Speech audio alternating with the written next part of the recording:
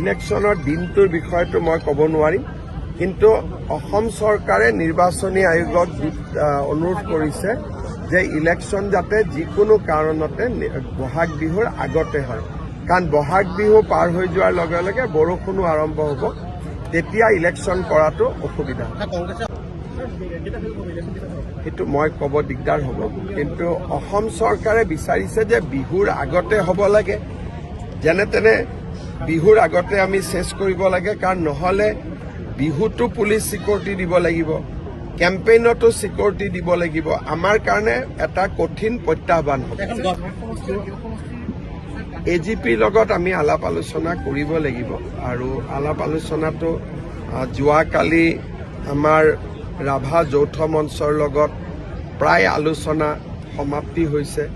BPF দলৰ লগতো 28 তাৰিখৰ আগতে আমি আলোচনা কৰি ল'ম। লাহে লাহে আমাৰ ফাইনেলাইজেশ্যনখিনি হোৱাৰ ৰাস্তাত গৈ আছে। যোৰহাট আৰু টিয়ক, তিতাবৰ, মৰিয়নি 4টা সমষ্টি আছে। যোৱাবাৰ এটা এজিপিৰ লগত আছিলে। আমি আলোচনা কৰিব লাগিব, কাৰণ এইবাৰ শিৱসাগৰতো এটা চিট কমি গৈছে, গতিকে এজিপিৰ লগত ভাল কৰি আলোচনা কৰিব লাগিব। নতুন মুখটো অভিয়াছলি আহিব, মই ক'লেও আহিব নক'লেও আহিব, কাৰণ MLAতকৈ এইবাৰ চিট বেছি। আমাৰ MLA আছে 23টি চিট, আমাৰ কাৰণে ভাল চিট আছে 103, গতিকে 40খনটো নতুন মুখ আহিবই আহিব, সেইটোতো দেখা দেখি কথা।